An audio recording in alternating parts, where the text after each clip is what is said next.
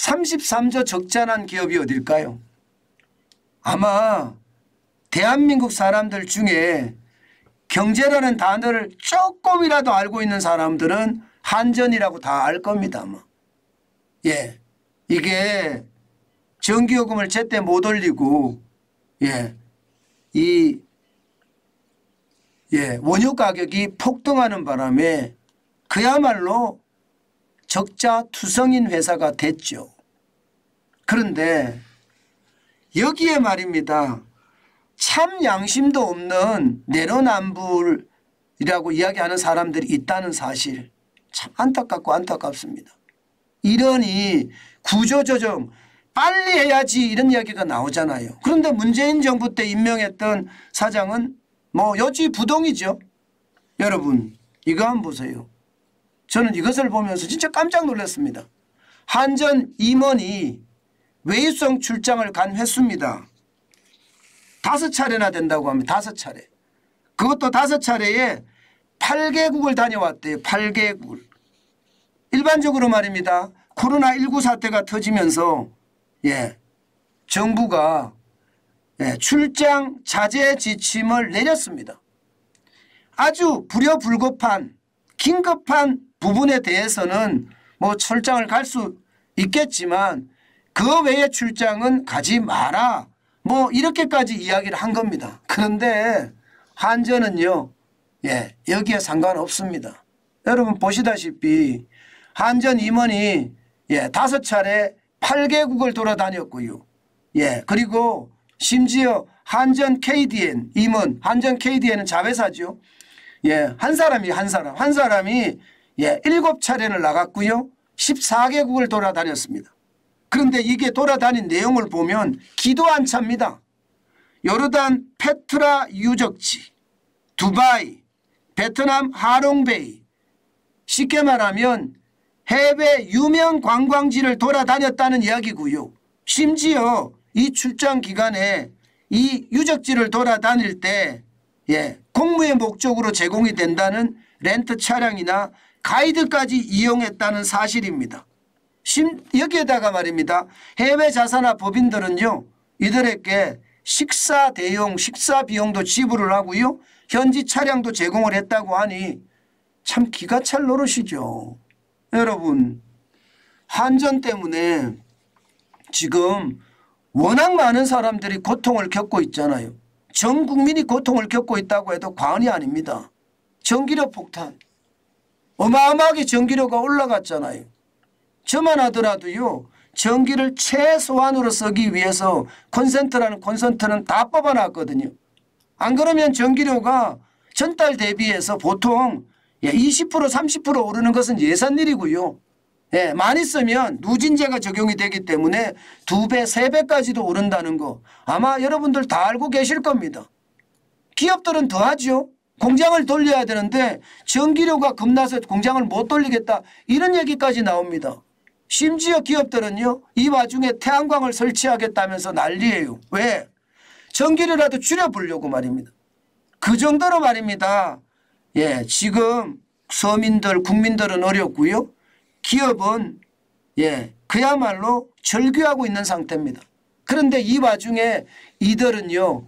해외에 외유성 출장을 갔다는 사실이 참 안타깝기 그지없네요. 여러분 보세요. 한국전력 영업이익이 얼마나 마이너스인지 32조 6천억 원입니다. 마이너스가. 2021년에도 5조 8,500억 원이고요. 조입니다. 이게 단위가 조의 조. 천억이 아닙니다. 조입니다. 그런데 이렇게까지 한전의 어떤 위기가 심각한데 저는 이렇게까지 한다는 거 진짜 안타깝다고 생각해요. 게다가 한전 공대를 만드는데 1조 6천억 원을 쏟아붓는데요. 지금 여러분 알다시피 지방대학들 난립니다. 망하기 일보 직전이에요. 차라리 여기에다가 에너지학과를 만들어서 그 학과를 더 키우는 게 낫지 않나요? 왜 에너지공대를 거기다 만들어서 1조 6천억이라는 생돈을 써나요? 참 안타까운 현실입니다. 이들은 어떻게 생각하면 딴 나라에 사는 것 같아요. 이게 윤석열 정부가 에너지 정책을 지금 쓰고 있지를 못하다는 겁니다. 원자력 안전재단도 문재인 정부 때 임명했던 사람들이 안 나가. 한전도 마찬가지 안 나가. 이러니 정책이라는 게 웃기죠. 지금은 말입니다. 공기업 대부분은요. 예, 문재인 정부예요. 예. 뭐 방송통신위원회도 문재인 정부, 국민권익위원회도 문재인 정부. 이게 두 정부가 동거하고 있는 상태입니다. 그러니 윤석열 정부가 어떻게 하려고 해도 하지 못하는 최악의 상황이라는 겁니다. 물론 이렇게 외유성 출장을 간다, 국민들의 비난을 한다. 이게 산업통상자원부가 여론전을 하는 것도 있을 수 있습니다. 여론전을 하는 것도. 그러나 이런 자체가 발생했다는 것 참 안타깝다고 생각을 합니다. 왜 이분들은 국민의 고통이나 기업의 절규를 듣지 못하는 건가요? 게다가 본인들의 최악의 상황, 지금 보시다시피 32조 6천억 원의 적자에다가요, 지금 한국전력의 부채만 하더라도 2022년 2분기 기준으로 165조 8천억 원입니다. 165조 8천억 원. 165조 8천억 원이면 앞으로 전기요금 계속 올린다는 거예요. 이거 이자만 해도 얼마겠습니까? 이자만 해도. 이자만 해도 어마어마하잖아요. 지금 여러분 알다시피 예, 문재인 정부가 예, 진짜 현금 살포 많이 하고 돈 다 퍼줬다고 말씀을 드렸죠. 보세요. 예, 이게 2016년만 하더라도 한전의 부채는 105조였습니다. 무려 60조 8천억 원이 늘어났습니다. 57.9%가 늘어났어요.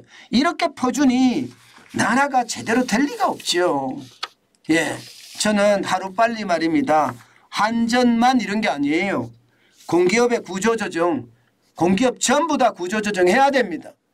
그들이 구조조정을 해야지요. 준조세, 뭐 예를 들어서 전기요금, 가스요금, 수도요금 이거 적게 나갈 수 있는 겁니다. 그 어느 때보다 강력한 구조조정을 하고요.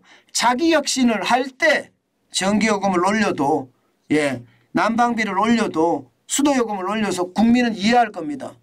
그렇지 않고 이렇게 외유성 출장이나 다니고 방만 경영만 일삼는다면 절대로 지지받지 못할 거예요.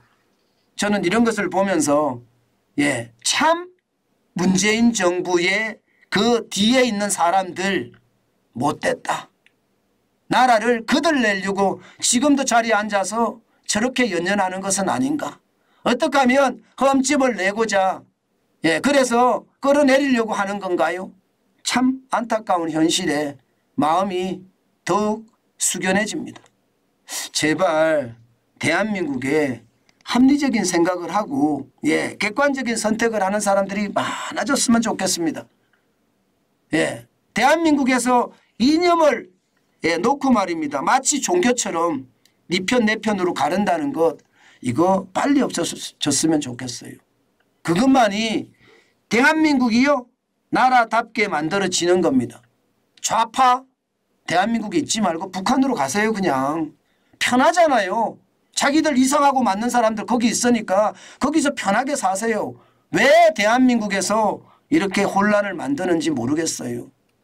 제발 대한민국이 나라답게 되기를 다시 한번 기도해 봅니다.